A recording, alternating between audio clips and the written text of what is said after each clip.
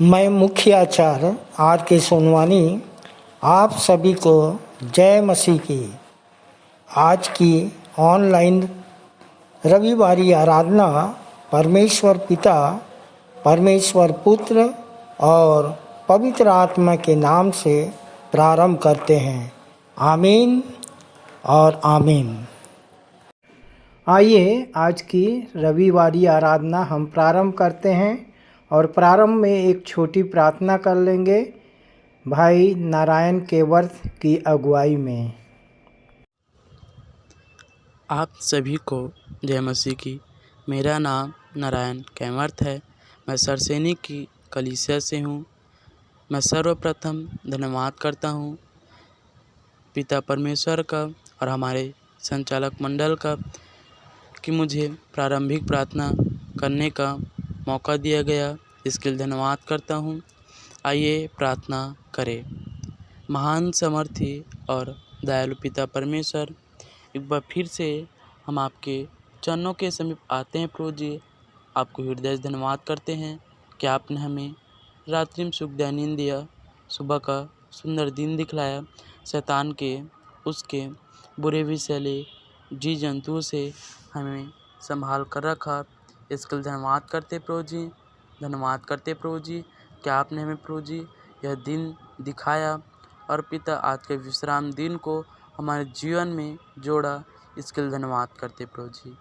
हम धन्यवाद करते प्रभु जी कि आपने हमें यहाँ उपस्थित होने में मदद, सहायता, अगुवाई किया, हष्ट पुष्ट चंगा रखा। इसके लिए धन्यवाद करते प्रभु जी। हम जितना भी धन्यवाद दे ये कम है प्रभु जी।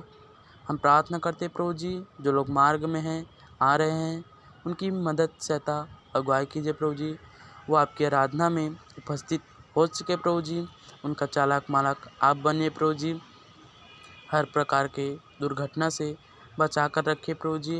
और हम प्रार्थना करते हैं प्रभु जी, जो लोग नहीं आ पाते हैं उनके लिए भी हम प्रार्थना करते हैं। हाँ प्रभु जी, उनको भी आने में मदद, सहायता, अगुवाई करना प्रभु जी। और हम प्रार्थना करते हैं प्रभु जी, हमारे गीतों का गाया जाना, हमारे भेंटों का लिया जाना और प्रभु बोध का लिया जाना प्रभु जी, सभी में आपकी अगुवाई हो प्रभु जी। हम प्रार्थना करते हैं प्रभु जी, जो संदेश देंगे प्रभु जी, उनके ऊपर आप होकर बोलिए प्रभु जी। आपकी आत्मा उन पर हो प्रभु जी। और वो वचन हम सुनने वाला नहीं बल्कि हम चलने वाला भी हो सके प्रभु जी।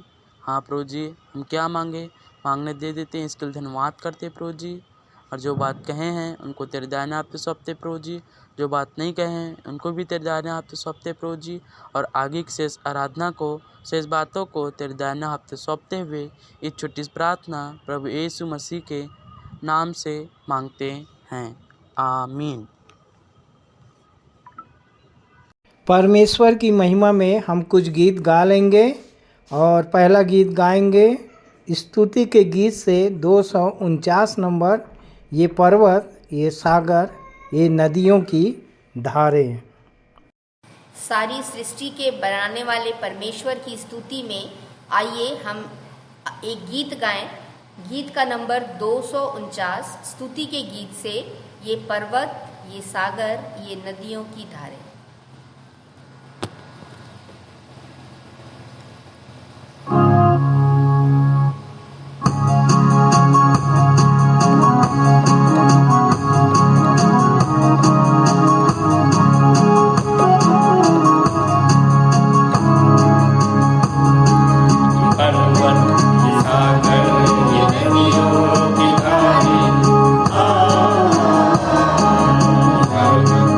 सागर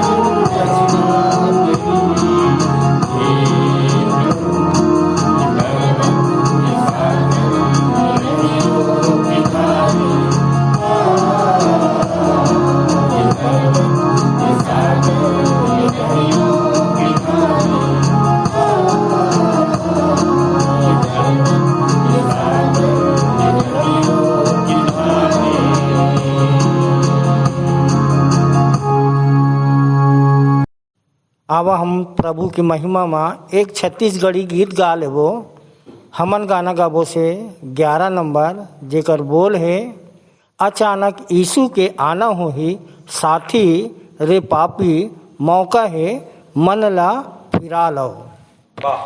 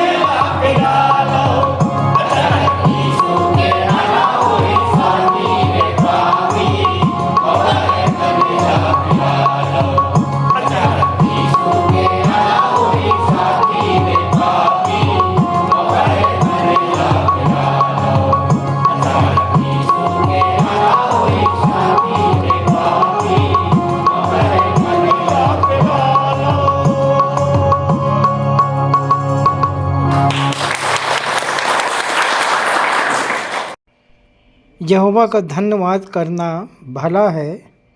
हे परम प्रधान, तेरे नाम का भजन गाना, प्रातःकाल को तेरी करुणा और प्रति रात तेरी सच्चाई का प्रचार करना, 10 तार वाले बाजे और सारंगी पर और वीणा पर गंभीर स्वर में गाना भला है। क्योंकि हे यहोवा, तूने मुझको अपने काम से आनंदित किया है और मैं तेरे हाथों के कामों के कारण जय जयकार करूँगा। हे यहोवा, तेरे काम क्या ही बड़े हैं, तेरी कल्पनाएं बहुत गंभीर हैं। आइए हम अपने सर्वशक्तिमान परमेश्वर की आराधना में जाएं। मुख्य आराधना के प्रारंभ में हम एक गीत गा लेंगे। स्तुति के गीत से 4 नंबर, तेरे सन्मुख शीश नवाते हे जग के करतार।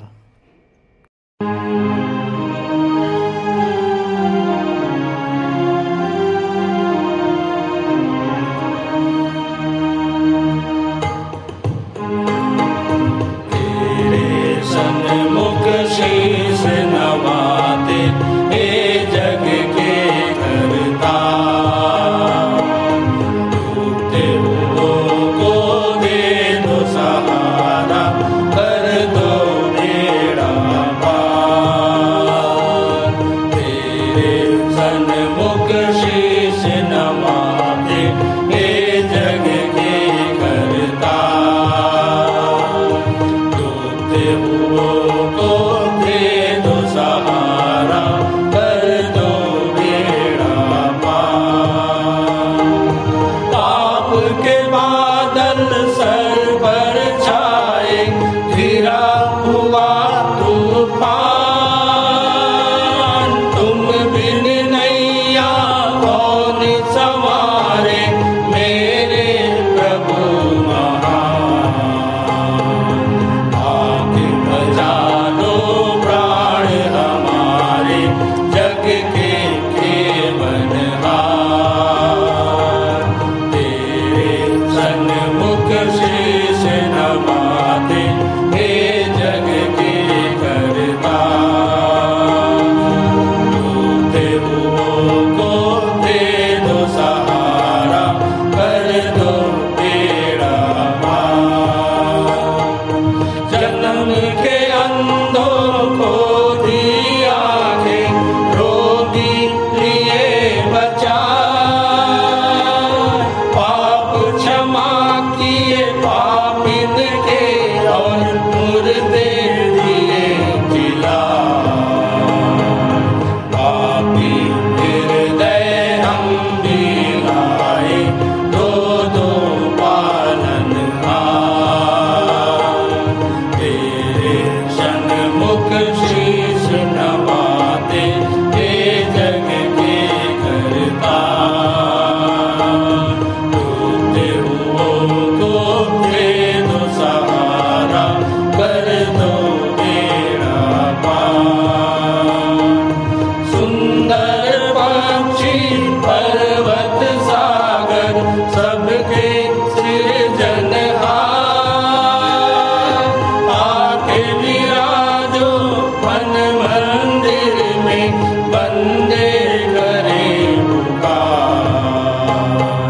व्याकुल हृदय तुझको पुकारे, आजा तारनहार। तेरे सन्मुख शीस नवाते हे जग के करता,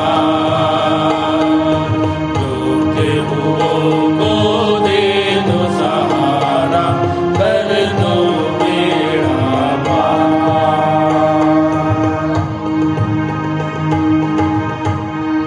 उत्तरवादी की रीति से हम सब पढ़ने के लिए निकाल लेंगे। मरकुस रचित सुसमाचार 12 अध्याय 13 से 34 पद तक पढ़ लेंगे और पढ़ने में अगुवाई करेंगे श्रीमती पिंकी साहू और उत्तर देंगी श्रीमती मीना सूर्यवंशी। आप सभी को जय मसीह की। मेरा नाम पिंकी साहू है और मैं परमेश्वर पिता का धन्यवाद देती हूँ कि यह उत्तरवादी पाठ पढ़ने के लिए हमें दिया गया है और अपने अगुओं का भी धन्यवाद करते हैं। पहला पद मैं पढ़ूंगी, दूसरा पद आप बहन मीना के साथ पढ़ लीजिएगा, जो पाया जाता है मरकुस रचित सुसमाचार उसका 12वां अध्याय 13वें पद से लेकर 34 पद तक। आइए हम उत्तरवादी की रीति से पढ़ लें। उन्होंने कुछ फरीसियों और हेरोदेसियों को उसके पास भेजा कि उसी की बातों में उसे फंसाए, और उन्होंने आकर उससे कहा, हे गुरु, हम जानते हैं कि तू सच्चा है और तू किसी के प्रभाव में नहीं आता। तू तो किसी का पक्षपात नहीं करता, परंतु परमेश्वर का मार्ग सच्चाई से सिखाता है। कैसर को कर चुकाना उचित है या नहीं। हम कर्ज कर चुकाएं या न चुकाएं, परंतु उसने उनके पाखंड को भांपकर उनसे कहा, तुम मुझे क्यों परखते हो? 1 दिनार मेरे पास लाओ कि मैं उसे देखूं।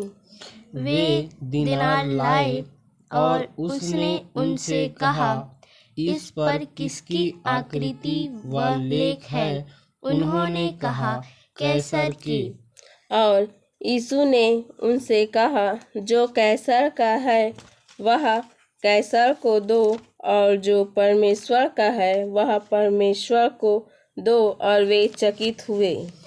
फिर कुछ सदूकी जो यह कहते हैं कि पुनरुत्थान है ही नहीं, उसके पास आकर पूछने लगे, गुरु, हमारे लिए मूसा ने एक व्यवस्था लिखी है कि यदि किसी का भाई निसंतान मर जाए और अपने पीछे पत्नी को छोड़ जाए, तो उसका भाई उसकी पत्नी को ब्याह ले और अपने भाई के लिए संतान उत्पन्न करे।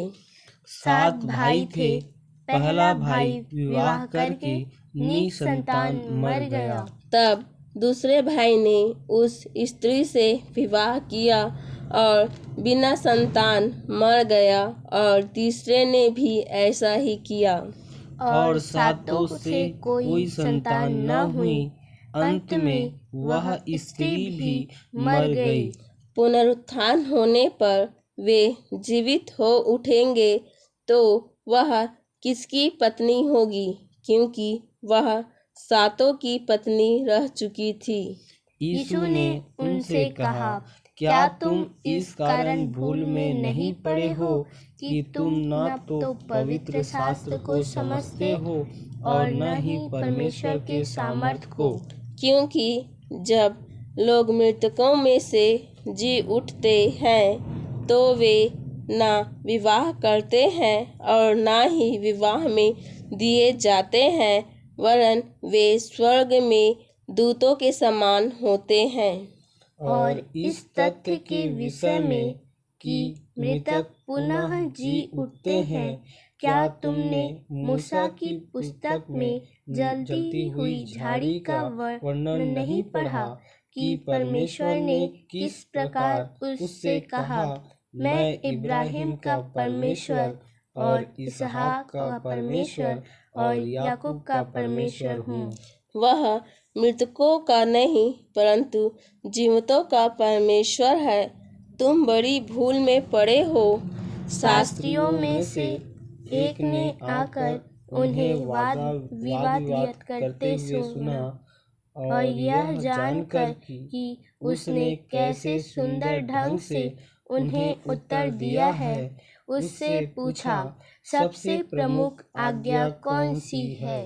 यीशु ने उत्तर दिया, प्रमुख आज्ञा यह है, हे इस्राएल सुन, प्रभु हमारा परमेश्वर एक ही प्रभु है। और तू प्रभु अपने परमेश्वर से अपने सारे हृदय और अपने सारे प्राण और अपनी सारी बुद्धि और अपनी सारी शक्ति से प्रेम करना। और दूसरी यह है, तू अपने पड़ोसी से अपने समान प्रेम करना। इनसे बढ़कर कोई और आज्ञा नहीं। शास्त्री ने उससे कहा, हे गुरु, बिल्कुल ठीक, तूने सच ही कहा कि वह एक ही है और उसको छोड़ कोई दूसरा नहीं है। और उससे सारे हृदय, सारी बुद्धि और सारी शक्ति से प्रेम करना और अपने पड़ोसी से अपने समान प्रेम करना सारे होम बलि और बलिदानों से बढ़कर है। अंतिम पद हम एक साथ पढ़ लेंगे। जब यीशु ने देखा कि उसने समझदारी से उत्तर दिया है, तो उससे कहा, तू परमेश्वर के राज्य से दूर नहीं। इसके बाद किसी को उससे कुछ पूछने का साहस ना हुआ। परमेश्वर अपने वचन के पढ़े और सुने जाने पर हम सबको आशीष दे। आप सभी को जय मसीह की। आइए हम विश्वास वचन बोलें। मैं सर्वशक्तिमान पिता पर स्वर्ग और पृथ्वी के सृजनहार परमेश्वर पर विश्वास रखता हूँ।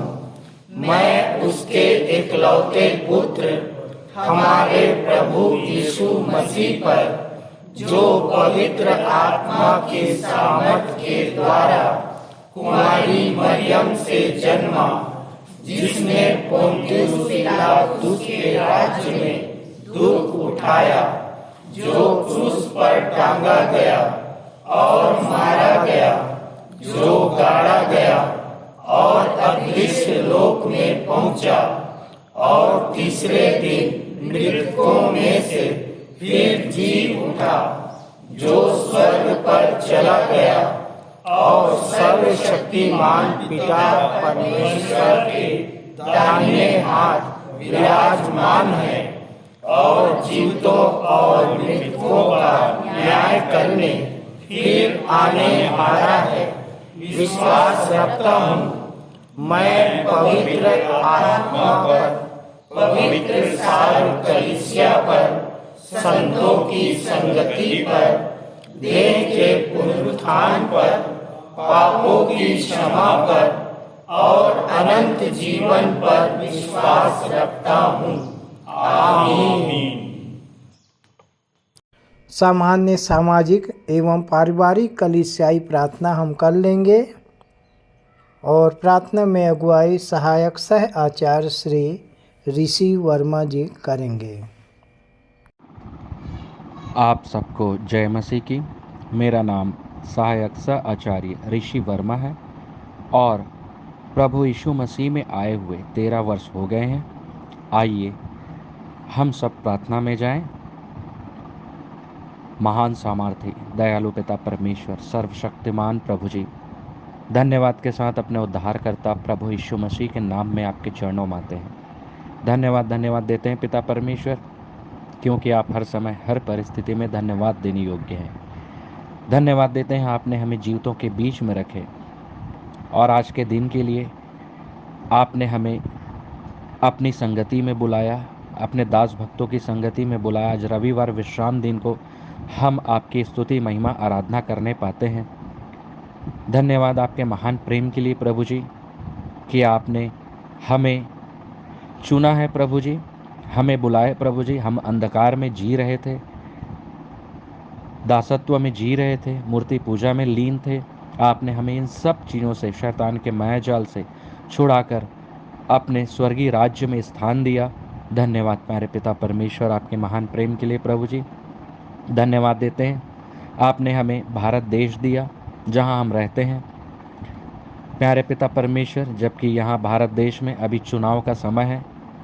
आपका वचन कहता है कि चिट्ठियाँ तो डाली जाती है, लेकिन चुनाव जो परमेश्वर की ओर से होता है। प्यारे पिता परमेश्वर, जो चुनाव में आप जो राजा चुनते हैं, वे इस देश का संचालन आपके डर भय में होकर कर सके, सच्चाई से अपने कर्तव्यों का पालन कर सके। प्यारे पिता परमेश्वर, हम सबको भी ज्ञान बुद्धि समझ देना कि हम आपके वचन और ज्ञान के शिक्षाओं में निरंतर आगे बढ़ते चले जाएं और आपकी राज्य की महिमा के लिए कार्य करते रहें। आज के दिन विश्राम दिन, जितने भी विश्वासी भाई बहन सम्मिलित हैं आपकी स्तुति महिमा आराधना करने के लिए, पूरे परिवार सहित सबको आशीष देना, चंगाई देना, शांति देना, शैतान के मायाजाल प्रलोभन से बचाना प्रभु जी। धन्यवाद देते हैं प्रभु जी हमारे विश्वासी मंदिर के अगुवों के लिए, जो प्रतिदिन आपके वचन और ज्ञान की शिक्षाओं से हमें अवगत कराते हैं, आपके वचन और ज्ञान के भेदों को हमें समझाते हैं। धन्यवाद प्यारे पिता परमेश्वर आपके महान प्रेम के लिए, कि प्रत्येक अगुवों को, संचालक मंडल को, संचालक को, प्रत्येक जो आचार्य हैं, उनके पूरे परिवार को बहुतायत की आशीष देना प्रभु जी। धन्यवाद देते हैं पिता परमेश्वर इस विश्वासी मंदिर के लिए, कि आपने हमें ऐसा स्थान दिया जहां हम आपकी स्तुति महिमा आराधना करने पाते हैं। प्रतिदिन इस भवन में नई नई आत्माएं आती हैं, आपके वचन और ज्ञान के शिक्षाओं को जान पाते हैं अंधकार से बचाए जाते हैं, प्रभु यीशु मसीह के नाम में उद्धार पाते हैं। धन्यवाद प्यारे पिता परमेश्वर, बीते सप्ताह आपने हमें संभाले प्रभु जी, आने वाले सप्ताह भी हमें संभालिए प्रभु जी। प्यारे पिता परमेश्वर, जो विश्वासी मंदिर के छोटे बच्चे हैं, जो आपके वचन और ज्ञान की शिक्षाओं को ग्रहण करते हैं, और उनके जो टीचर्स हैं, जो उन्हें आपके वचन और ज्ञान की शिक्षाओं से अवगत कराते हैं, सिखाते हैं, दो गुने आदर की योग्य समझे जाएं, और बच्चे जो है निरंतर आपके वचन और ज्ञान की शिक्षाओं में आगे बढ़ सके और विश्वासी मंदिर का स्तंभ बन सके। प्यारे पिता परमेश्वर, सबको बहुतायत की आशीष देना। आदर महिमा गौरव आपको देते हुए धन्यवाद के साथ इस प्रार्थना को अपने उद्धारकर्ता प्रभु यीशु मसीह के नाम से मांगते हैं, आमीन। ये समय है संदेश का, और आज का संदेश लेके आ रही हैं आचार्य श्रीमती प्रेमलता पटनायक, जिनका विषय है जब उद्धार मिला है बड़ा, जब उद्धार मिला है बड़ा, हर दुख सहकर भी रहना है प्रभु के लिए खड़ा। आप सबों को जय मसीह की। मेरा नाम श्रीमती प्रेमलता पटनायक है, और सर्वप्रथम मैं उस जीवते और महान परमेश्वर का धन्यवाद देना चाहूँगी कि इस ऑनलाइन आराधना में और आज के इस पवित्र दिन में परमेश्वर की जीवते वचन में से मुझे बोलने का सौभाग्य मिला है। मैं उस परमेश्वर पिता का धन्यवाद देना चाहूँगी। प्रियो, पिछले सप्ताह जो मुझे बोलने के लिए टॉपिक दिया गया था वो कुछ इस प्रकार से था, उद्धार मिला है बड़ा, हर दुख सहकर रहना है प्रभु के लिए खड़ा। इस टॉपिक पर हम थोड़ी देर बातचीत करेंगे। ये जो उद्धार शब्द है, जिसके कई पर्यायवाची शब्द हैं, जैसे मोक्ष, आज़ादी, छुटकारा, स्वतंत्रता, रिहाई, उबारना या बचाव भी कह सकते हैं। उद्धार क्या है? तो साधारण तौर पर हम किसी चीज़ के बोझ से छुटकारा पाना, मुक्त होना या बचाया जाना को ही उद्धार कह सकते हैं। परंतु बाइबिल हमें उद्धार के विषय में क्या कहती है? तो बाइबिल के अनुसार ये जो उद्धार है, पापों के बोझ से छुटकारा पाना ही उद्धार है। अब सवाल ये उठता है कि यह पाप कैसे आया और हम इस पाप से कैसे बच सकते हैं, या हम इस पाप से हमारा छुटकारा कैसे हो सकता है।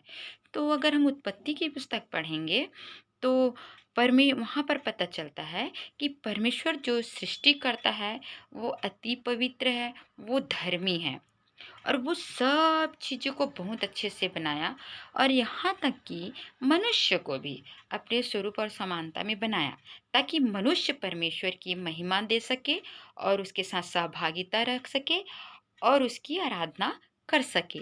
और मनुष्य ये काम करता भी था।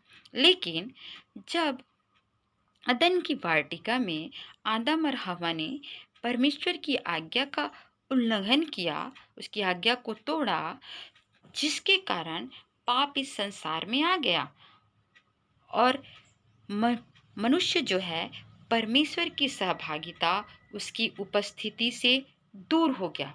और परमेश्वर से दूर होने का अर्थ है प्रियो, अनंत काल की मृत्यु।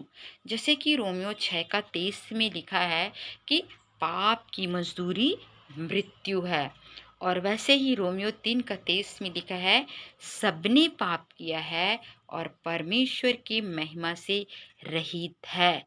अर्थात जब हम सब पापी हो गए तो हम उस अनंत मृत्यु में की ओर चले गए। और प्रियो, परमेश्वर नहीं चाहता था कि एक भी मनुष्य नाश हो, इसलिए परमेश्वर ने एक उपाय किया, और उसने क्या किया?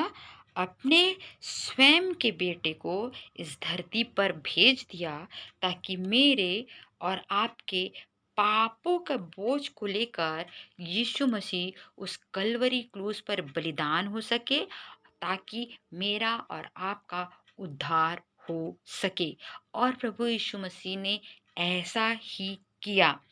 प्रियो, इफिसियों की पत्री उसका 2 उसका 8 में लिखा है क्योंकि विश्वास के द्वारा अनुग्रह ही से तुम्हारा उद्धार हुआ है, और यह तुम्हारी ओर से नहीं वरन परमेश्वर का दान है।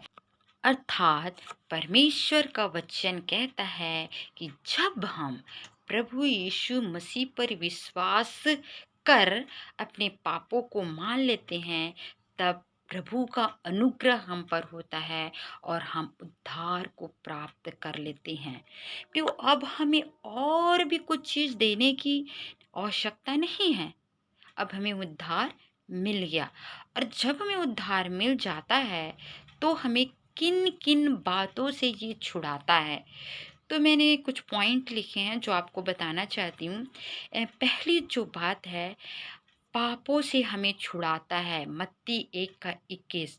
दूसरी जो बात है, अशुद्धता से छुड़ाता है, यहेजकेल 36:29। तीसरी जो बात है, परमेश्वर के क्रोध से छुड़ाता है। और चौथी जो बात है, अनंत मृत्यु अर्थात नरक से भी हमें छुड़ाता है, यूहन्ना 3:16। और पांचवी और अंतिम जो बात है, वर्तमान पापी संसार से भी ये हमें उद्धार छुड़ाता है। प्रियो, दूसरी जो पंक्ति है जहाँ पर लिखा है, हर दुख सहकर रहना है प्रभु के लिए खड़ा, तो मैं आपको देना चाहूँगी कि चाहे हम विश्वासी हो चाहे हम अविश्वासी हो, हम सब के जीवन में कभी न कभी दुख, समस्याएं, परेशानी आती है और हमें दुखों का सामना करना पड़ता ही है। अगर हम बाइबिल का अध्ययन करें, बाइबिल को पढ़ें, तो पूरे बाइबिल में उत्पत्ति से प्रकाशित वाक्य देखेंगे तो ऐसे बहुत से लोग हैं जिन्हें दुखों का सामना करना पड़ा। अगर हम पुराने नियम में देखें, उदाहरण के तौर पर, तो इब्राहिम, याकूब, यूसुफ, अय्यूब को भी बहुत सारी दुखों का सामना करना पड़ा। प्रियो, अय्यूब जो था एक धनी मनुष्य था, उसके पास किसी भी चीज़ की कमी और घटी नहीं थी। लेकिन जब उस पर दुख आए तो उसके जितने भेड़ बकरियां थी सब कुछ नाश हो गया, और एक ही दिन में उनके सारे बच्चों की मृत्यु हो गई, और उसका जो शरीर था वो फोड़ों से भर गया। और यहाँ तक कि उसकी जो पत्नी थी उसने भी अय्यूब का इनकार कर दिया।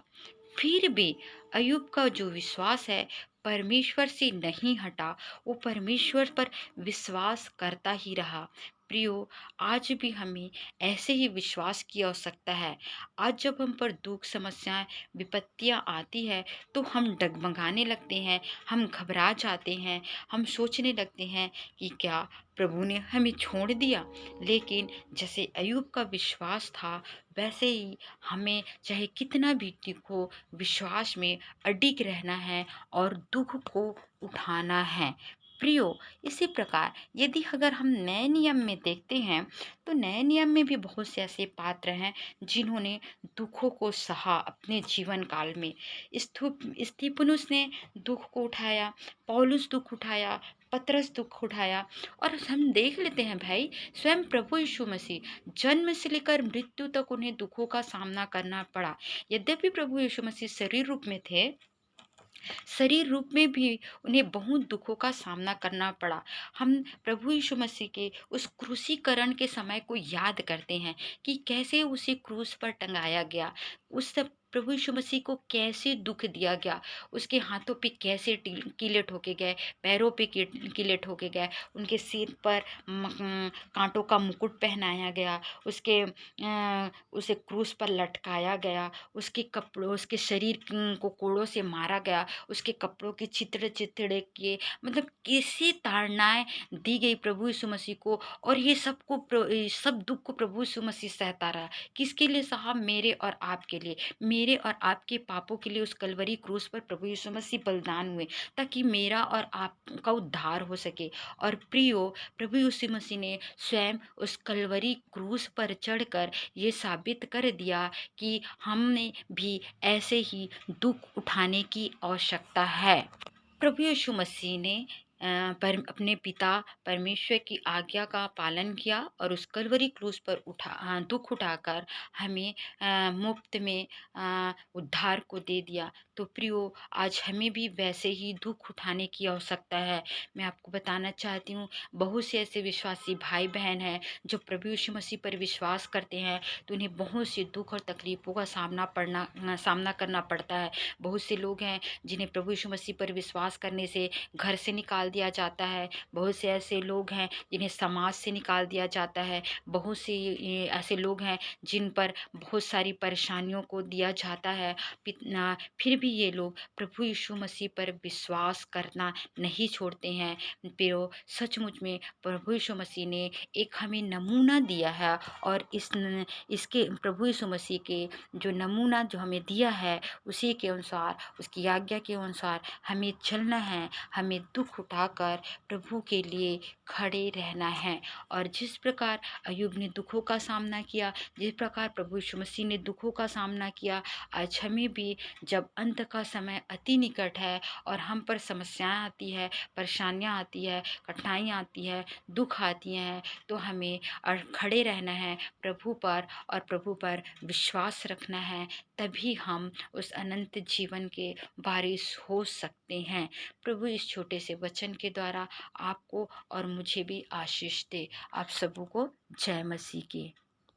सुंदर संदेश के लिए आचार्य श्रीमती प्रेमलता पटनायक और उनके पूरे परिवार को प्रभु बहुतायत की आशीष दे। प्रभु भोज विधि का संचालन करने आ रही हैं आचार्य श्रीमती प्रियतमा कुर्रे। आप सभी को जय मसीह की। मेरा नाम आचार्य श्रीमती प्रियतमा कुर्रे है और प्रभु में आए हुए मुझे लगभग 23 वर्ष हो चुके हैं। प्रियो, आइए हम सब प्रभु भोज की आराधना में चलते हैं। पाप का मैला वस्त्र अब उतार के छोड़, उसके लहू में शुद्ध होके आ। मन अशुद्ध के लिए सोता बहता है, उसके लहू में शुद्ध होके आ। क्या तुम शुद्ध हुए हो? आत्मा शुद्ध करने हार लहू में। क्या तुम्हारा मन निष्कलंक हुआ है? क्या उस लोहू में शुद्ध हुए हो? प्रियो, पाप में डूबे इस संसार में जब मानव जाति के लिए कोई उपाय कारगर ना हुआ, तब परमेश्वर ने अपने इकलौते पुत्र को इस संसार को पाप मुक्त करने के लिए दे दिया, और एक ही शर्त रखी कि जो कोई उसके इकलौते पुत्र पर विश्वास करेगा वह नाश ना होगा। परंतु आज भी ये संसार अपने पाप के मैले वस्त्र को उतारना नहीं चाहता और न ही मन फिरा के स्वर्ग राज्य को प्राप्त करना चाहता है। परमेश्वर ने तो सब कुछ कर दिया कि हम स्वर्ग में रहें, परंतु आज हम क्या कर रहे हैं? अपने पुराने मनुष्यत्व के हम इतने आदी हो गए हैं कि हम नए मनुष्यत्व को पहनना ही नहीं चाहते। इसीलिए हमारी आत्मा भी मर सी गई है, परंतु संपूर्ण मन से परमेश्वर पर भरोसा रखने और प्रतिदिन उसके साथ संगति करने से हम जीवित रह सकते हैं। पुराने मनुष्यत्व को उतार फेंकें और यीशु के लहू का भरोसा रखकर उस अदन की वाटिका का अनुभव करें। ये प्रश्न हम सब के लिए है कि क्या हम शुद्ध हुए हैं आत्मा शुद्ध करने वाले उस लहू में। सो विचार करें, क्योंकि यह बात मुझे प्रभु से पहुंची और मैंने तुम्हें पहुंचा दी कि प्रभु यीशु मसीह ने जिस रात वह पकड़वाया गया रोटी ली और धन्यवाद करके उसे तोड़ी और कहा, यह मेरी देह है जो तुम्हारे लिए है, मेरे स्मरण के लिए यही किया करो। इसी रीति से उसने ब्यारी के पीछे कटोरा भी लिया और कहा, यह कटोरा मेरे लहू में नई वाचा है, जब कभी पियो तो मेरे स्मरण के लिए यही किया करो। क्योंकि जब कभी तुम यह रोटी खाते और इस कटोरे में से पीते हो तो प्रभु की मृत्यु को जब तक वह न आए प्रचार करते हो। सो आइए हम सब प्रार्थना करें। महान दयालु सर्वशक्तिमान पिता, स्वर्ग और पृथ्वी के सृजनहार प्रभु जी, बड़े ही धन्यवाद के साथ एक बार फिर से आपके चरणों के समीप आते हैं पिता। धन्यवाद करते हैं पिता परमेश्वर कि जब हमारे लिए संसार में कोई उपाय नहीं था प्रभु जी, तब आपने हमारे उद्धार के लिए अपने इकलौते पुत्र को बलिदान कर दिया कि उसके लहू बहाए जाने से प्रभु हमारे पाप क्षमा हों। और पिता परमेश्वर उसके लिए प्रभु जी आपने इस प्रभु भोज की ब्यारी को सजाया। पिता परमेश्वर, हम आपकी आशीष को चाहते हैं कि आप अपनी आशीष इस ब्यारी में उंडेल दें। जो भी अशुद्धियाँ इन प्रतीक स्वरूप रोटी और दाखरस में है प्रभु जी, उसे आप अपनी बड़ी दया से दूर करें और प्रभु जी होने दें पिता परमेश्वर कि प्रभु हम इसे ग्रहण करें और आत्मा में प्रबल होकर प्रभु आपके नाम का सुसमाचार का प्रचार करें। प्रेमी पिता परमेश्वर, सब बातों में हमारी नहीं परंतु आपकी इच्छा को चाहते हैं। अपनी देह प्राणात्मा आपके हाथों में देते हुए छोटी दुआ उद्धार करता प्रभु यीशु मसीह के नाम से मांगते हैं, आमीन। प्रियो, आप सभी देह के प्रतीक रोटी को और लहू के प्रतीक दाखरस को ग्रहण करें। जिन्होंने बपतिस्मा नहीं लिया है कृपया वे इसमें हाथ ना डालें। और प्रभु भोज ग्रहण करने के पश्चात आइए हम सब प्रार्थना में चलें। दयालु एवं सामर्थी सर्वशक्तिमान पिता, स्वर्ग और पृथ्वी के सृजनहार प्रभु जी, बड़े ही धन्यवाद के साथ एक बार फिर से आपके चरणों के समीप आते पिता, हृदय से आपका धन्यवाद करते हैं प्रभु जी कि आपने हमें अनाथ नहीं छोड़ा और प्रभु जी आपने हमें अपने इकलौते पुत्र को देने के द्वारा प्रभु स्वर्ग में फिर से बुला लिया। और पिता परमेश्वर, हमारे पापों को क्षमा करके प्रभु जी आपने हम पर बड़ी दया की है। प्रेमी पिता परमेश्वर, जब हमने दाखरस और प्रभु इस रोटी को आपके देह और लहू के प्रतीक के रूप में ग्रहण किया है, तो होने देना पिता परमेश्वर कि हमारी आत्मा फिर से एक नई उमंग को प्राप्त करने वाली हो सके और पिता परमेश्वर हम आपके नाम की महिमा निरंतर अपने जीवन से करने पाएँ। प्रेमी पिता परमेश्वर, हम आपसे प्रार्थना निवेदन करते हैं प्रभु जी कि जितने लोगों ने इसे ग्रहण किया है प्रभु, उन सब पर आपकी अनुग्रह की दृष्टि बनी रहे। जब वे प्रचार के कार्य में आगे बढ़ते हैं प्रभु, तो शैतान की किसी भी बात से वो न डरे और न घबराएं, परंतु पिता परमेश्वर आपकी सामर्थ के द्वारा प्रभु जी उसे हरा सकें, क्योंकि वो हारा हुआ है पिता परमेश्वर। और प्रभु जी आपने हमें एक नई आत्मा, नई ऊर्जा, नई उमंग दी है, इसके लिए हम आपका धन्यवाद करते हैं। प्रार्थना और निवेदन को आपके प्रिय पुत्र प्रभु यीशु मसीह के नाम से मांगते हैं, आमीन। आप सभी को जय मसीह की। प्रभु भोज पर सुंदर टिप्पणी के लिए आचार्य प्रीतमा कुर्रे और उनके पूरे परिवार को प्रभु बहुतायत की आशीष दे। आइए अपनी अपनी भेंटों एवं धन्यवादी भेंटों को देने के द्वारा परमेश्वर की महिमा करेंगे। और इस समय हम गीत गा लेंगे। स्तुति के गीत से 89 नंबर, होगी आशीषों की बारिश। तत्पश्चात भेंट की प्रार्थना करने में अगुवाई करेंगे भाई श्री बंटी गंगावने।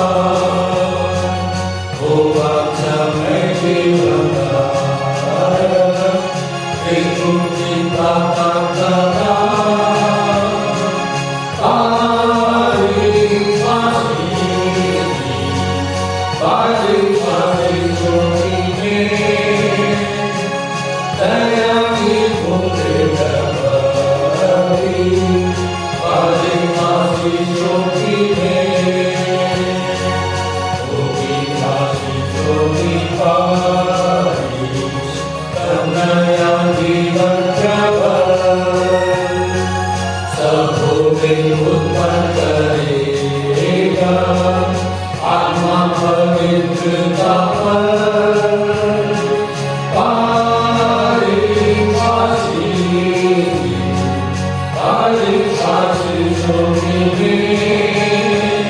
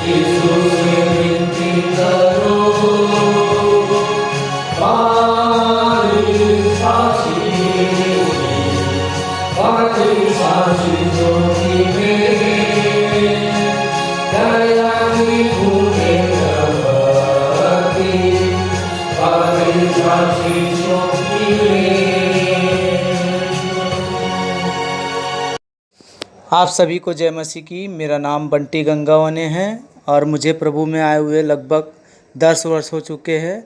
आइए हम भेंटों के लिए प्रार्थना करें।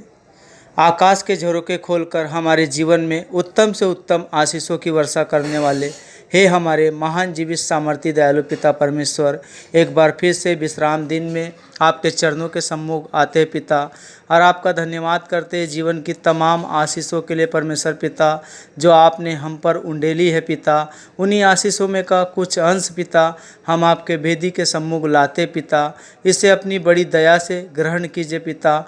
जिन बड़े छोटे हाथों ने भेंटें दी है उन्हें भी आशीषित कीजिए परमेश्वर पिता। ऐसी आपसे प्रार्थना है। जिन्होंने अपना धन्यवादी मन प्रकट किया है, जिन्होंने अपनी शादी की सालगिरह के अवसर पर आपके निमित्त आपके सम्मित भेंटें लाई है पिता, होने दीजिएगा पिता। उन्हें भी आशीषित कीजिए और ये अवसर उनके जीवन में बार बार आए।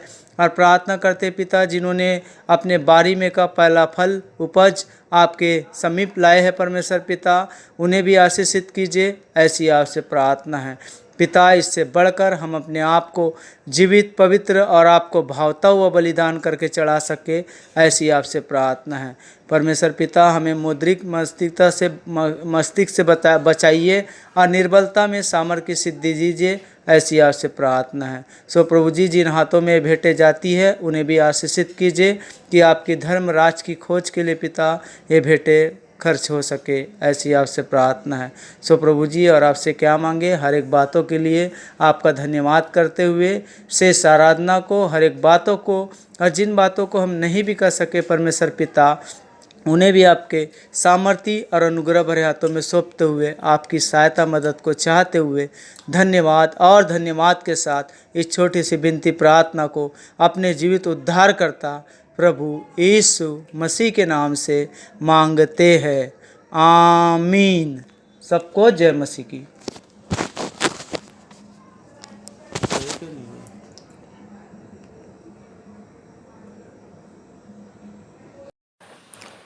मैं मुख्य आचार्य R.K. सोनवानी आप सभी को जय मसीह की।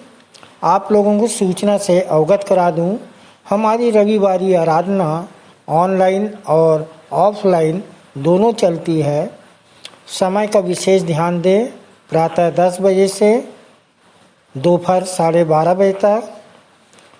जिनको जिनको आराधना में जिम्मेदारी दी जाती है उनको ऑनलाइन और ऑफलाइन दोनों में बोलना है। ऑनलाइन के लिए अपना ऑडियो बनाकर शुक्रवार शाम तक अवश्य ही मुझको भेज देवे। विशेष सूचना, प्रायः यह देखा जा रहा है कि ऑनलाइन आराधना में जो प्रार्थना उत्तरवादी पाठ है, जो संदेश है, कि रिकॉर्डिंग शुक्रवार शाम तक नहीं भेजी जाती, जिससे शनिवार रात भर सेटिंग करने में लग जाता है। अतः अब संचालक मंडल द्वारा निर्णय लिया गया है कि जिसकी रिकॉर्डिंग शुक्रवार शाम तक नहीं पहुंचेगी उसे आने वाले समय में अवसर नहीं दिया जाएगा। तदनुसार इस आदेश का कड़ाई से पालन किया जाएगा। आदेशानुसार संचालक मंडल, विश्वासी मंदिर, बिलासपुर। 5/5/2024 की रविवारी आराधना के लिए आप लोगों को सूचित कर दूं, जिसका संचालन आचार्य श्री संतोष सोनवानी करेंगे। प्रारंभिक प्रार्थना श्रीमती रामा साहू के द्वारा। उत्तरवादी पाठ मत्ती रचित सुसमाचार 13 अध्याय 36 से 58 पद तक पढ़ लेंगे और पढ़ने में अगुवाई करेंगे भाई श्री राकेश साहू और उत्तर देंगी श्रीमती लक्ष्मी केवर्थ। सामान्य सामाजिक एवं पारिवारिक कलिसियाई प्रार्थना कर लेंगे आचार्य श्री चंद्रशेखर देव तिवारी शास्त्री के द्वारा। संदेश होगा भाई श्री परमेश्वर केवर्थ के द्वारा जो मल्हार से हैं, जिनका विषय है गर सक्रिय राह पर चलना है। गर सक्रिय राह पर चलना है तो किस रूप में ढलना है। आप अपने संदेश के लिए फिलिपियो 2 अध्याय 4 से 8 पद तक ले सकते हैं। प्रभु भोज विधि का संचालन सहायक सह आचार्य श्री रामेश्वर सिंह राठौर के द्वारा। भेंट की प्रार्थना श्रीमती काजल भोरे के द्वारा। मुख्य संदेश हम अपने संचालक जी से उत्तरवादी पाठ पर सुन लेते हैं। अंतिम प्रार्थना आचार्य श्री HD यादव जी के द्वारा। सह संचालक श्री आशीष जलाल जी की आशीष से आज की सभा का समापन करेंगे। धन्यवाद। आइए अंत में सुन लेते हैं अपने मंदिर के संचालक जी द्वारा पिछले सप्ताह के संदेशों की समीक्षा एवं उत्तरवादी पाठ पर संक्षिप्त टिप्पणी तथा आज के व्यवहारिक जीवन में इसका उपयोग। प्रभु यीशु मसीह के मधुर मीठे नाम में फिर से एक बार आप सबको जय मसीह की। प्रियो, आज के वातावरण को देखें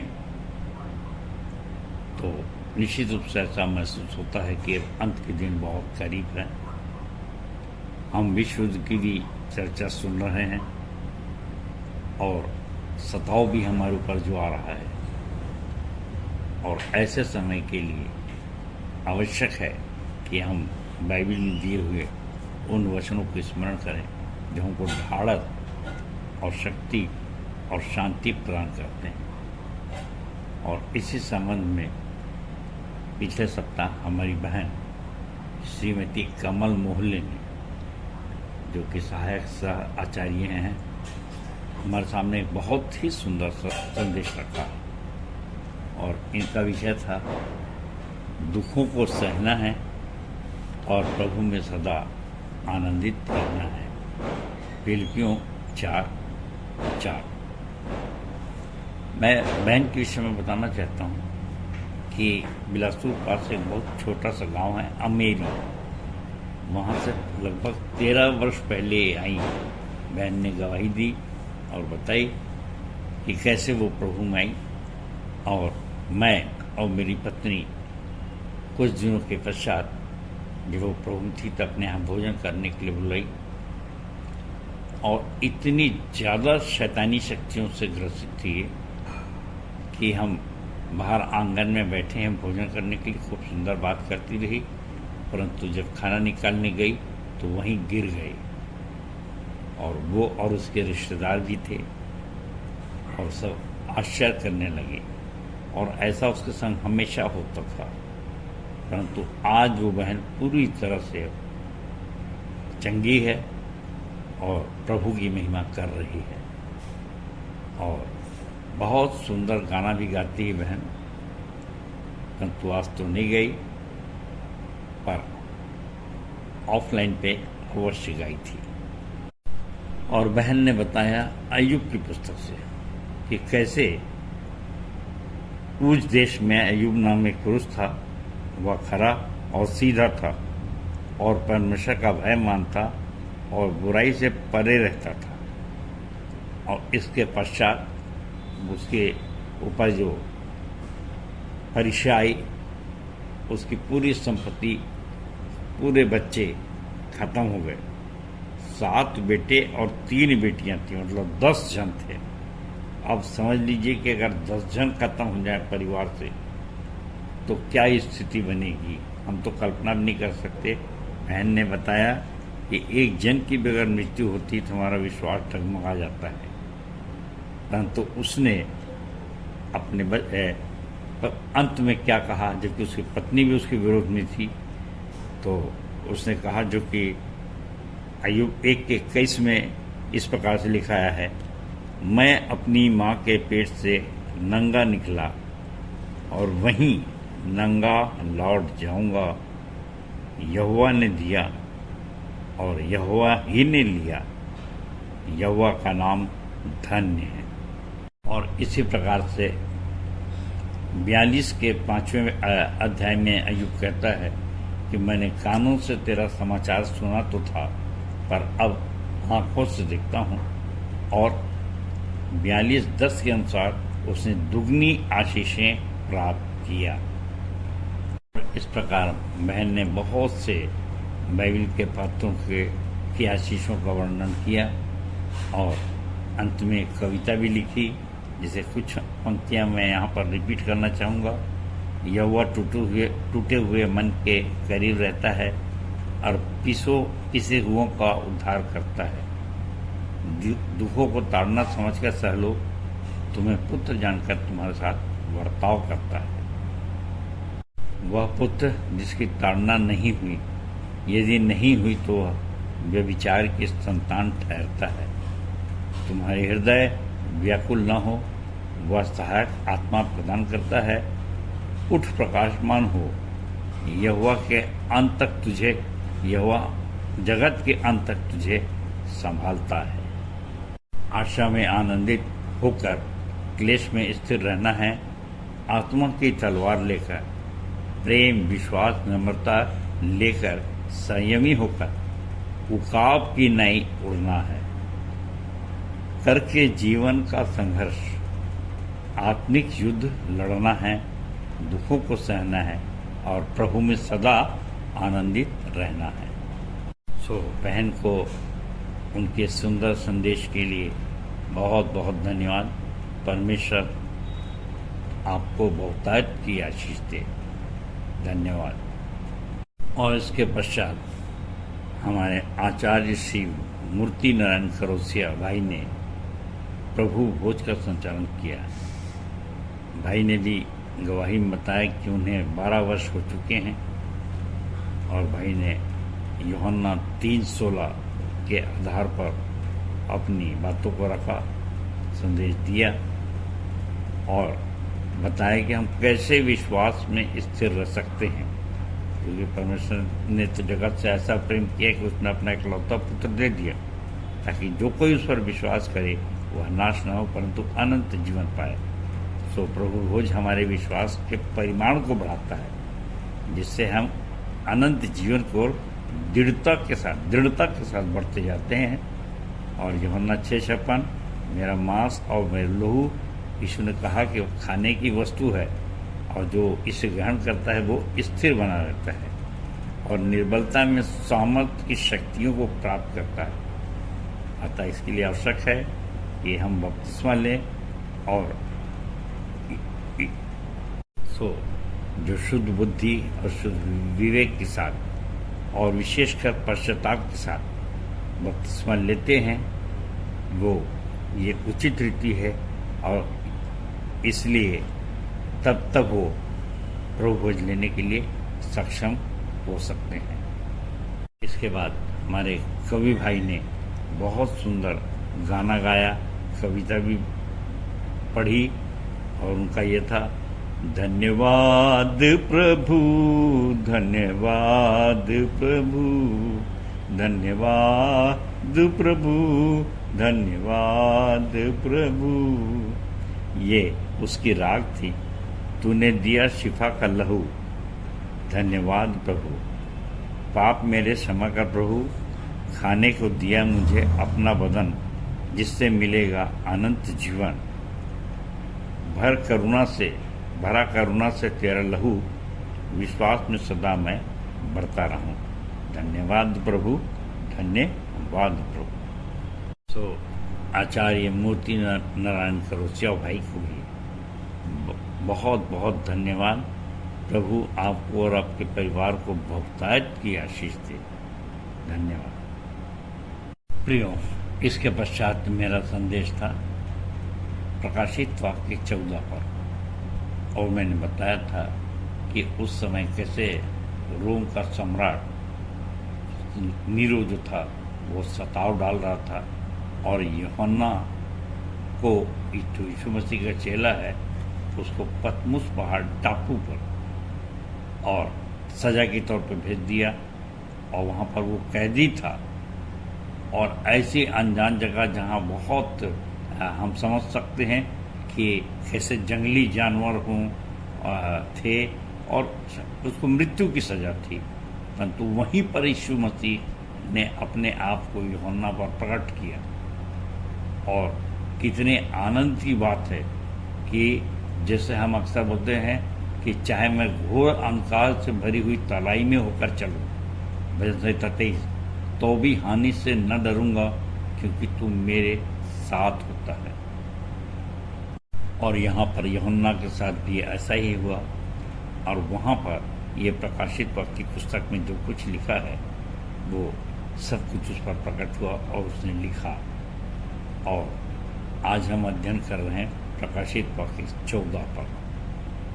और प्रियो, जब भी प्रकाशित वाक्य की पुस्तक पढ़ते हैं तो इन बातों को विशेष रूप से ध्यान रखिए कि अलग अलग विचारकों के अलग अलग दृष्टिकोण होते हैं इस पुस्तक में।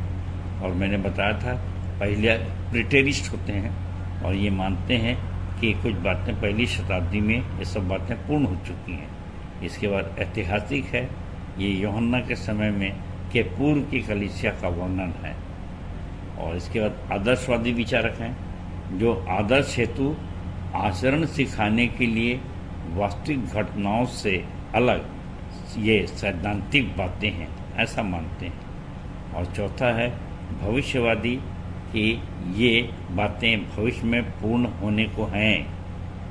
और इसके पश्चात पांचवा दृष्टिकोण था मैंने अपना और अपने विश्वासी मंदिर का रखा, यूहन्ना 3:11-12 पर आधारित व्यवहारिक दृष्टिकोण। और इसी दृष्टिकोण पर यूहन्ना 14:1 मैं आपके सामने पढ़ रहा हूँ, आप भी देखिए। फिर मैंने दृष्टि की और देखो वह मेमना सिय्योन पहाड़ पर खड़ा है और उसके साथ 1,44,000 जन हैं जिनके माथे पर उसका और उसके पिता का नाम लिखा हुआ है। सो प्रियो, यूहन्ना को दर्शन दिखाया गया और उसने देखा और बताया कि उसके साथ 1,44,000 वे लोग थे जो चुने गए थे, सताओं से बाहर आए थे और जिन्होंने अंत तक धीरज धरा था। और ऐसे लोगों को प्रभु अपने साथ स्वर्ग में रखना चाहता है। इसके पश्चात जो यूहन्ना को दिखाया गया, पहला स्वर्गदूत 6 से 7 में कि इसके पास सुसमाचार था बांटने के लिए। और आज मैंने कहा कि हमारे लोग जिनके पास गुरु मंत्र होता है, जो इस जिद से निकलते हैं, सब स्वर्गदूत के ही समान हैं। और दूसरा स्वर्गदूत जो बाबुल देश में पाप होने के कारण से और उसे नष्ट करता है, ये 8वां पद है। और इसके बाद से 9 से 12 के बीच में ये बताया गया है कि जो मूर्ति पूजक हैं उनको कैसे नरक में देख रहा है, जो आग और गंधक की पीड़ा सह रहे हैं, यानी आग और पीड़ा सहेंगे, आग और गंधक की पीड़ा सहेंगे। और इसके पश्चात 14 से 20 पद के अंतर्गत वो स्वर्गदूत है जो फसल को काट रहा है, पकी हुई फसल को। और यहाँ पर प्रियो जो 17 से 20 कह लीजिए, 14 से 20 के बीच में एक महान न्याय को इंगित करता है। और जैसे यीशु मसीह ने पहले भी कहा कि जो डाली फल नहीं लाती वो काटी जाती है, पैर से रौंदी जाती है और आग में डाल दी जाती, झोंकी जाती है। प्रियो, हमारे लिए एक चेतावनी भी है और बड़े आनंद की भी बात है कि हम जो प्रभु के कार्य को करते हैं, उसकी आज्ञा को मानते हैं और आत्माएं जीत रहे हैं, फल ला रहे हैं। उनके लिए 13वें पद में ये ऐसा पद है जो हर एक मृत्यु के समय में, मसीही मृत्यु के समय अवश्य पढ़ा जाता है और वो मैं आपके सामने पढ़ रहा हूँ। और मैंने स्वर से यह शब्द सुना कि लिख, जो मुर्दे प्रभु में मरते हैं वे आपसे धन्य हैं। आत्मा कहता है हाँ, क्योंकि वे अपने परिश्रम से विश्राम पाएंगे और उनके कार्य उनके साथ हो लेते हैं। प्रियो, इस संबंध में मैंने एक कविता भी बताया, कौन जाएगा के आखिरी पद को। फसल पक चुकी है, मजदूर थोड़े हैं। कविता क्रमांक 4 है ये, और हमको स्वयं सुनिश्चित करना है कि ये बातें भूत की हैं, भविष्य की हैं या वर्तमान की हैं, क्योंकि हमारा विचार यूहन्ना 3:11-12 पर आधारित है। जो यीशु मसीह ने कहा है कि हे सोने वाले जाग, यीशु पौलुस लिखता है, और मुर्दों में से जी उठ, तब मसीहा की ज्योति तुझ में चमकेगी। और यीशु मसीह ने कहा मुर्दों उनके मुर्दे गाड़ने दो, मत्ती 8:22। तो मरकुस 12 का 26वां पद हमेशा याद रखिए, जिसमें परमेश्वर ने कहा कि मैं जीवितों का परमेश्वर हूँ, मरे हुओं का नहीं। सो आप भी जीवित हैं और जीवित रहिए। प्रभु करे अपन सब अनंत जीवन तक प्रभु के साथ निवास करें। इन्हीं बातों के साथ मैं यहाँ पर अपने वचन का समाप्त करूँगा। परमेश्वर अपने वचन के कहे जाने पर आशीष दे। सबको जय मसीह की, जय मसीह की और जय मसीह की। धन्यवाद। और इसके पश्चात आज का उत्तरवादी पाठ मरकुस 12:13 से 34। आइए देखें। प्रभु यीशु मसीह के मधुर मीठा नाम में फिर से आप सबको एक बार जय मसीह। प्रियो, आज के समय में जबकि सताव बढ़ गया है और देश देश पे चढ़ाई कर रहा है, राज्य राज्य पे चढ़ाई कर रहे हैं, और ऐसे समय में हमको एहसास होने लगा है कि अंत के दिन अब बहुत निकट है। तो प्रियो, ऐसे समय में कैसी कैसी परिस्थितियां आती हैं और कैसे कैसे प्रश्न हमारे सामने पूछे जाएंगे और हमको कैसे में क्या जवाब देना है, सब बातों की स्टडी करना, अध्ययन करना, अलर्ट होना बहुत बहुत आवश्यक है। और इसीलिए आज का उत्तरवादी पाठ मरकुस 12:13 से 34 चुना गया है।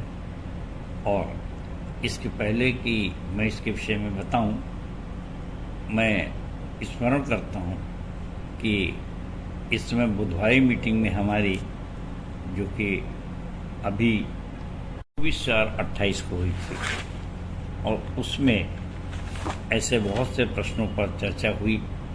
बहुत से लोगों ने अटेंड किया मीटिंग को और आत्मिक लाभ पाया और अपने आप को तैयार भी किया, परंतु बहुत से लोग चूक जाते हैं। और मैं निवेदन करूंगा हमारे भाई अभिषेक ब्राउन से, भोपाल वाले से, कि जब भी ये ऐसे संदेश होते हैं मेरा या डॉक्टर अर्पणा राम का, तो अवश्य रिकॉर्डिंग कर ले, या ऐसे किसी भी हमारे महत्वपूर्ण भाई बहनों का, ताकि उसको जो लोग नहीं पाए हैं उनको दिया जा सके। बाद में कुछ लोग मुझसे पूछने लगे कि रिकॉर्डिंग मिल जाएगी क्या, तो मैं भी तक उस संबंध में कोई निश्चित जवाब नहीं दिया हूँ। तो प्रियो, बुधवारी मीटिंग में जो संदर्भ था मीटिंग का, वो है लूका 21 और उसका 10 से लेके 19। और यहाँ पर जो प्रारंभ है वो इन बातों से कहा होता है जो मैं आपके सामने पढ़ रहा हूँ। 10वां पद, तब उसने उनसे कहा कि जाति पर जाति और राज्य पर राज्य चढ़ाई करेगा और बड़े बड़े भूंडोल होंगे और जगह जगह अकाल और मरियां फैल पड़ेंगी और आकाश से भयंकर बातें और बड़े बड़े चिन्ह प्रकट होंगे। तो प्रियों, इस संबंध में मैं गीत भी गाया था हमन गाना गावन से 61 नंबर का कि देख यीशु आता बादलों पर आता तुरही फूक जाती अंत समय अब आता पा जाओ सब जन उद्धार रहना सब हरदम तैयार पा जाओ सब जन उद्धार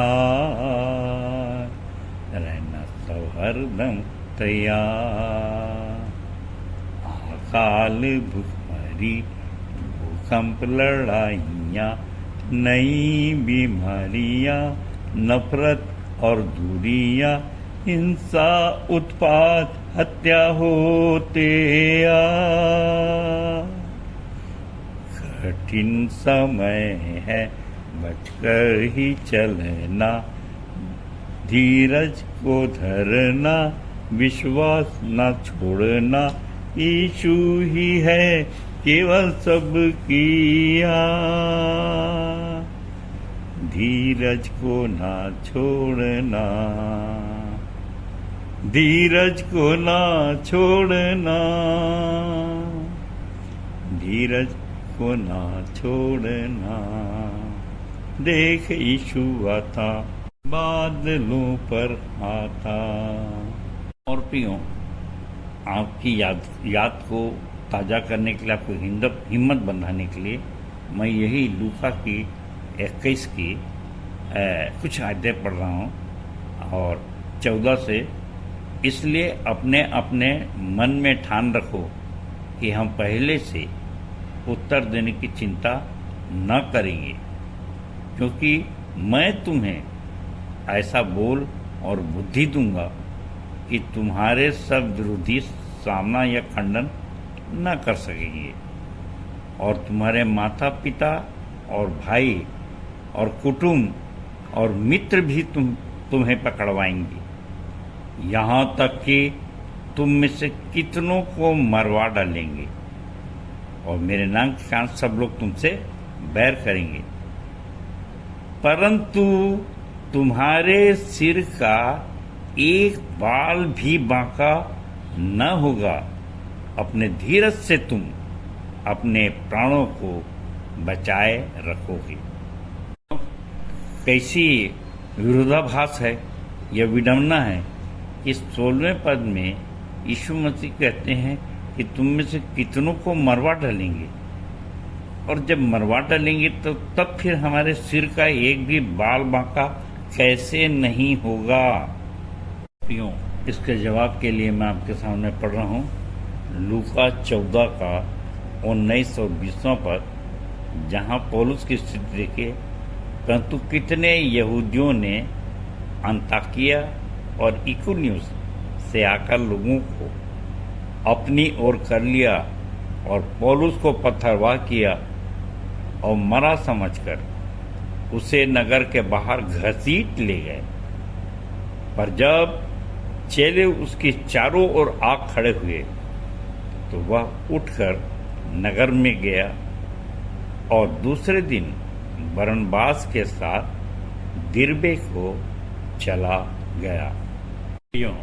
इसको बोलते हैं डेथ प्रूफ, मृत्यु सुस्पार जीवन। नदियां नहीं डुबा सकती हैं तुझको, अन्ना जला सकती है आग, ऐसे सोने वाले जाग, अब मुर्दों में से जी उठ, तब मसीहा की ज्योति तुझ पर चमकेगी। तो प्रियों, मेरे और आप सबके लिए ये शिक्षा है कि यदि हम इस प्रकार का जिंदा दिली का जीवन जी रहे हैं तो हर एक प्रश्न भी हमसे जो पूछे जाएंगे वो सब एक गवाही का कारण बन जाते हैं। इसीलिए एक लूका 21 के 13वें पद में है, पर यह तुम्हारे लिए गवाही देने का अवसर हो जाएगा, स्वर्ण अवसर। और इस सप्ताह इसीलिए ये स्पेशल बुधवारी मीटिंग थी जिसमें मैंने संदेश दिया और का विषय था उत्तर का देना।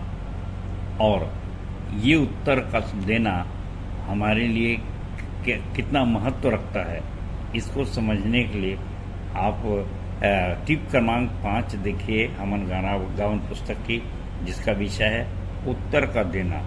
और उसके अंत में लिखा है कि भावार्थ जो है उचित समय पर सारांश, सटीक एवं व्यवहारिक उत्तर नम्रता से देने का प्रतिफल एक आत्मा की जीत होती है।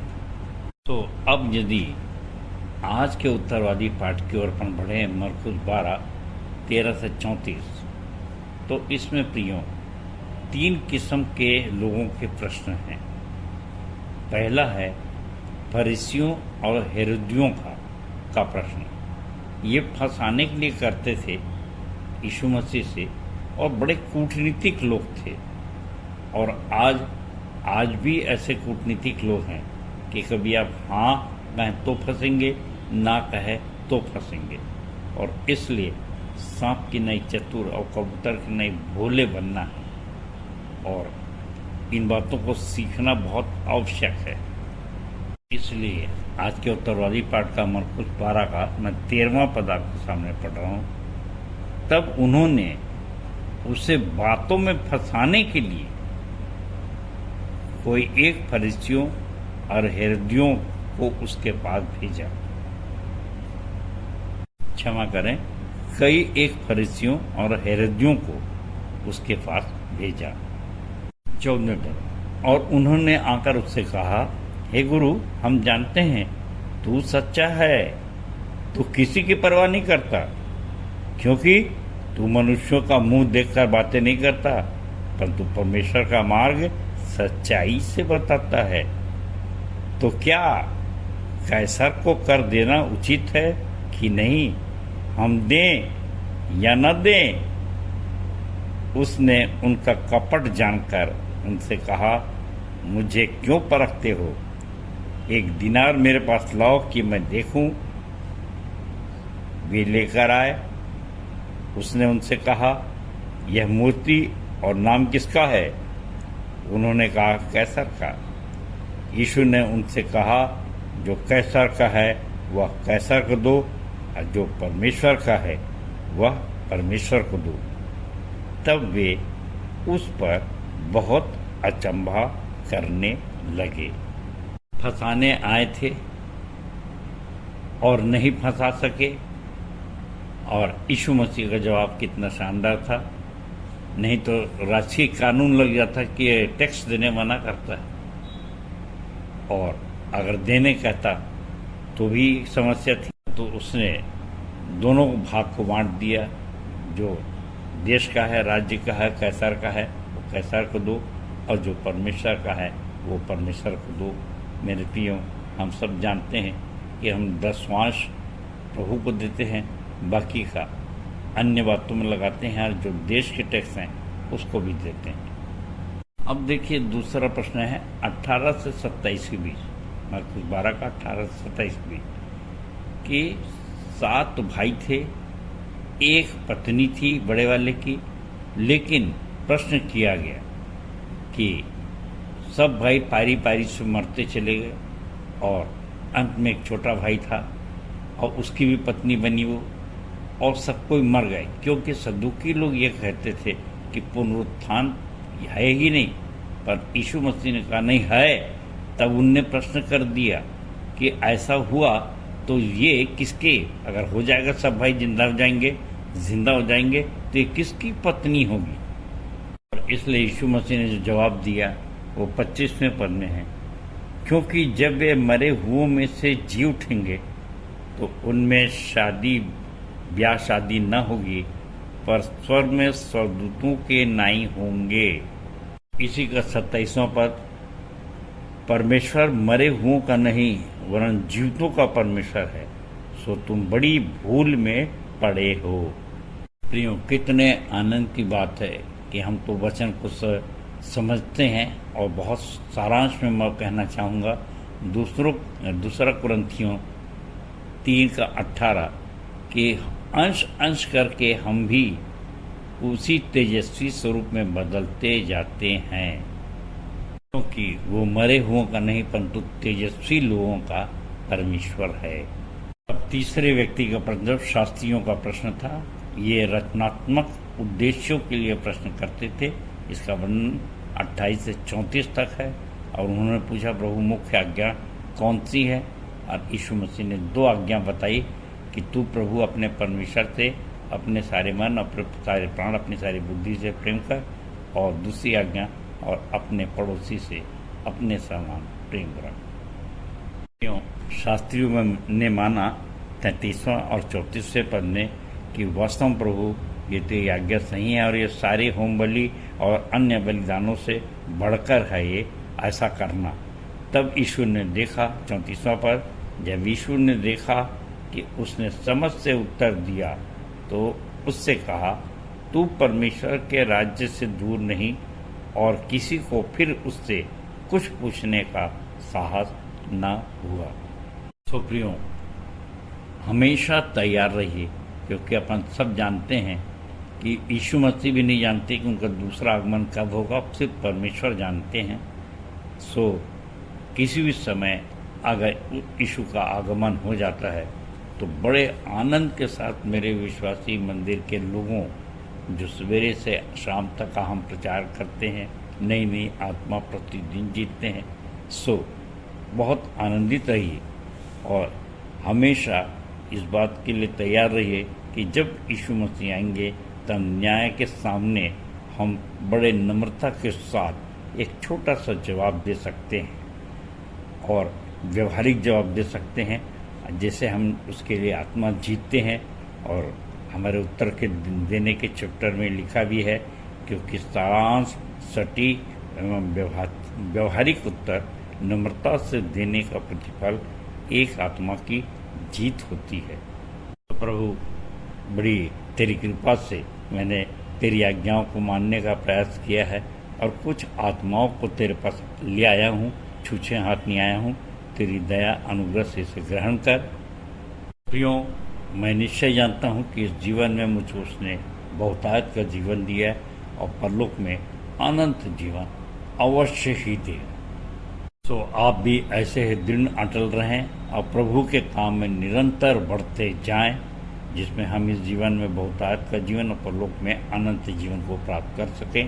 इन्हीं वचन, इसी शब्दों के साथ मैं यहाँ पर वचन को समाप्त करता हूँ।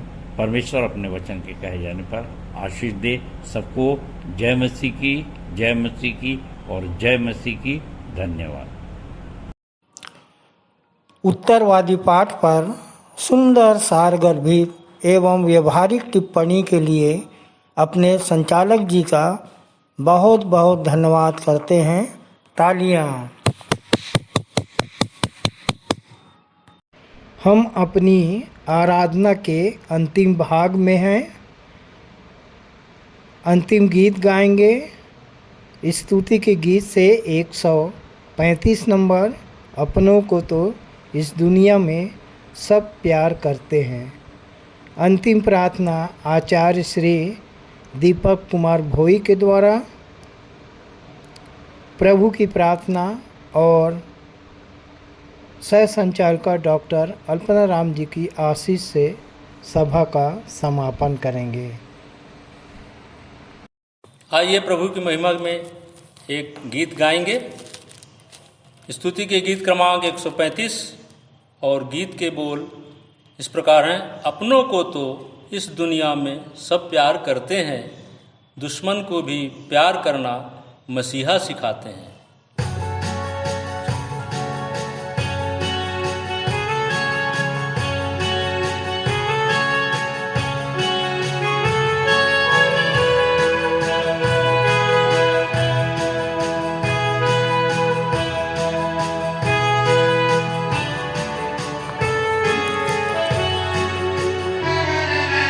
अपनों को तो इस दुनिया में सब प्यार करते हैं,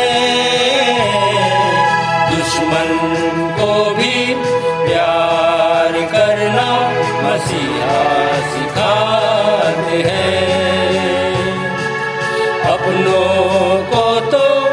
इस दुनिया में सब प्यार करते हैं, दुश्मन को भी प्यार करना मसीहा सिखाते हैं। एक गाल पर कोई मारे जो चाटा, दूसरा भी देना, ले जाए कोई 1 मील जबरन, 2 मील साथ जाना। एक गाल पर कोई मारे जो चाटा, दूसरा भी देना, ले जाए कोई 1 मील जबरन, 2 मील साथ जाना। अपनों को तो अपना सब कुछ सब लोग देते हैं,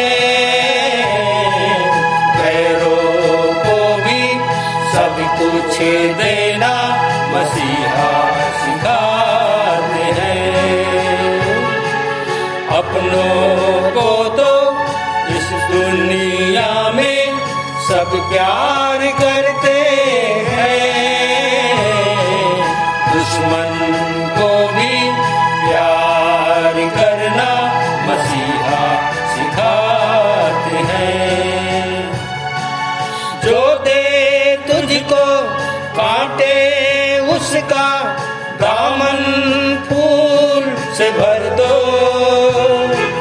प्रभु ने तुमको माफ किया है, तुम भी माफ कर दो। जो दे तुझको कांटे उसका दामन फूल से भर दो, प्रभु ने तुमको माफ किया है, तुम भी माफ कर दो। अपनों को तो गुनाहों की माफी सब लोग देते हैं, गैरों को भी माफ करना मसीहा सिखाते हैं। अपनों को तो इस दुनिया में सब प्यार करते हैं, दुश्मन को भी प्यार करना मसीहा सिखाते हैं। अपनों को जैसे वैसे अपने पड़ोसी को प्यार करो, यीशु मरा सबके पापों के कारण, ये विश्वास करो।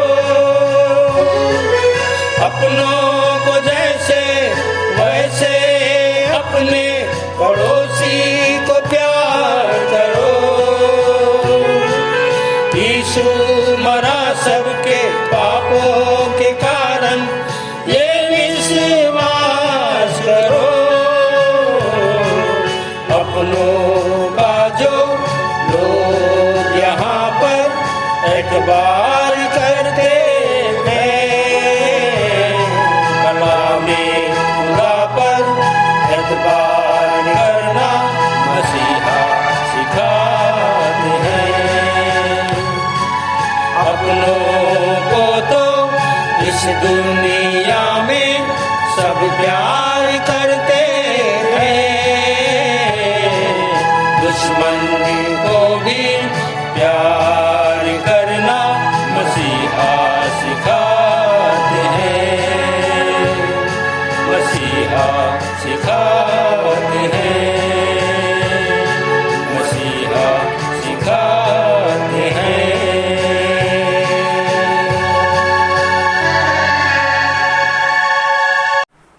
आप सभी को जय मसीह की। मेरा नाम आचार्य दीपक कुमार भोई है। प्रभु यीशु मसीह को ग्रहण किए मुझे 12 वर्ष हो गए। विश्वासी मंदिर के द्वारा ही मैंने सच्चे और जीवित परमात्मा को जाना। तब से मैं इस मंदिर में बना हुआ हूँ। जैसे मैं बचा हूँ, दूसरों को बचाने का प्रयास करता हूँ। मैं वसुंधरा नगर रिंग रोड नंबर 2 में निवास हूँ। पेशे से मैं एक सिविल कॉन्ट्रैक्टर हूँ। आइए आज की इस पवित्र दिन में हम सब प्रार्थना में जाएंगे। हम सब अपने हाथों को जोड़ेंगे, अपनी आँखों को बंद करेंगे और हम सब अपना ध्यान परमेश्वर की ओर लगाएंगे। आकाश पृथ्वी और हम सबको बनाने वाले हमारे सर्व सामर्थी, सर्वज्ञानी, सर्वव्यापी, प्रेमी पिता परमेश्वर, हम बड़े ही धन्यवाद के साथ आज के इस पवित्र दिन में आपके चरणों के नज़दीक में आते हैं। हम आपका हृदय से धन्यवाद करते हैं। आज के दिन प्रभु जी आपने हम सब की अगुवाई की कि हम सब यहाँ प्रभु जी इकट्ठे होकर एक मन एक चित्त होकर प्रभु जी आपकी आराधना, स्तुति, प्रशंसा, आपकी महिमा, आपकी बड़ाई कर सके। हम बीते सप्ताह भर के आशीषों के लिए भी धन्यवादित हैं। हम स्मरण करते उन दिनों में आपने हमारी प्रार्थनाओं को सुना, हम सबको संभाल कर रखा, हम सबके जीवन को गवाहियों से आपने भरा। प्यारे पिता परमेश्वर, हम धन्यवाद करते हैं। आप निरंतर हम सबकी सुधि लेते हैं, हमारे संगों साथ होते हैं। प्यारे पिता परमेश्वर, आज के इस पवित्र दिन में भी आपने हमारी अगुवाई की, हम आपको धन्यवाद देते हैं। हम आज के इस वचन में, आज के शास्त्र भाग में हमने सीखा पिता परमेश्वर कि सचमुच प्रभु जी हम सब पिता परमेश्वर अपने सारे मन, अपने सारे प्राण, अपनी सारी बुद्धि और अपनी सारी शक्ति के साथ जब हम आपसे प्रेम करते हैं, सचमुच में पिता परमेश्वर हम स्वर्ग राज्य के नज़दीक में रहते हैं। हम इस बात से आश्वस्त हो पाते हैं कि हम परमेश्वर के राज्य से दूर नहीं, परंतु हम परमेश्वर के राज्य के समीप हैं। प्यारे पिता परमेश्वर, हम आपसे प्रार्थना करते हैं कि सचमुच प्रभु जी हम जो इस संसार का है उस संसार को तो दें, परंतु पिता परमेश्वर जो आपका है हम उसको ईमानदारी से आपको देने वाले बन सके। हम अपने मन से, अपने तन मन धन से पिता परमेश्वर आपके कार्यों के लिए समर्पित हो सकें और पिता परमेश्वर बहुत सारी आत्माओं का फल देकर पिता परमेश्वर हम पड़ोसी से प्रेम करने के उत्तरदायित्व को पूरा कर सकें। प्यारे पिता परमेश्वर, जितने लोग यहाँ उपस्थित हैं हम एक एक जनों को आपके सर्व सामर्थी हाथ में सौंपते हैं। हम अपने मंदिर के अगुओं के लिए, आचार्यगणों के लिए, हम निरंतर जिनके द्वारा सीखते चले जाते हैं उन सबको भी हम आपके हाथों में सौंपते हैं। विशेष रूप से नए विश्वासी भाई बहन जो आज के दिन इस मंदिर तक आए, हम उनके लिए प्रार्थना करते हैं उनकी हर एक मनोकामना आपके नाम में पूर्ण हो सके। जो कुछ भी उनकी इच्छाएं हैं, जिनको लेकर वो इच्छाएं जिनको लेकर वो यहाँ तक आए, प्रभु जी वो पूरी हो सके और आने वाले दिनों में फिर से इस सभा में उपस्थित होकर आपके नाम को गवाही देने का, धन्यवाद देने का कारण बन सके। एक बार पुनः पिता परमेश्वर हम सब अपना समर्पण आपके हाथ में करते हैं। सब बातों में हम आपको धन्यवाद देते हुए विनती उद्धारकर्ता प्रभु यीशु मसीह के नाम में मांग लेते हैं, आमीन। आप सबको जय मसीह की। हे हमारे पिता, तू जो स्वर्ग में है, तेरा नाम पवित्र माना जाए, तेरा राज्य आए, तेरी इच्छा जैसे स्वर्ग में पूरी होती है वैसे ही इस पृथ्वी पर भी पूरी हो। हमारे दिन भर की रोटी आज हमें दे और जैसे हमने अपने अपराधियों को क्षमा किया है वैसे ही तू भी हमारे अपराधों को क्षमा कर और हमें परीक्षा में ना डाल, परंतु बुराई से बचा, क्योंकि राज्य, पराक्रम और महिमा सदा तेरे ही है, आमीन। अब शांतिदाता परमेश्वर, जो हमारे प्रभु यीशु को, जो भेड़ों का महान रखवाला है, सनातन वाचा के लहू के गुण से मरे हुओं में से जिलाकर ले आया, तुम्हें हर एक भली बात में सिद्ध करे, जिससे तुम उसकी इच्छाएं पूरी करो और जो कुछ उसको भाता है उसे यीशु मसीह के द्वारा हम में उत्पन्न करे। सो अब हमारे पिता परमेश्वर का प्रेम, प्रभु यीशु ख्रीष्ट का अनुग्रह और पवित्र आत्मा की शांति और सहभागिता हम में से हरेक के साथ अब से लेकर सदा काल तक होती रहे, आमीन।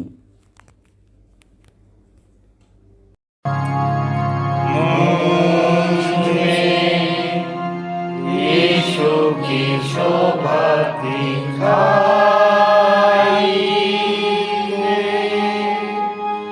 उसका अद्भुत प्यारा सा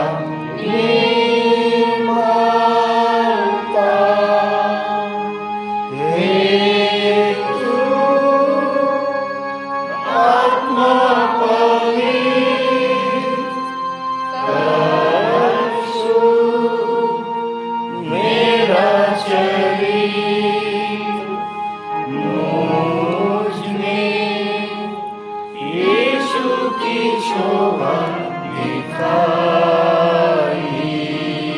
दे।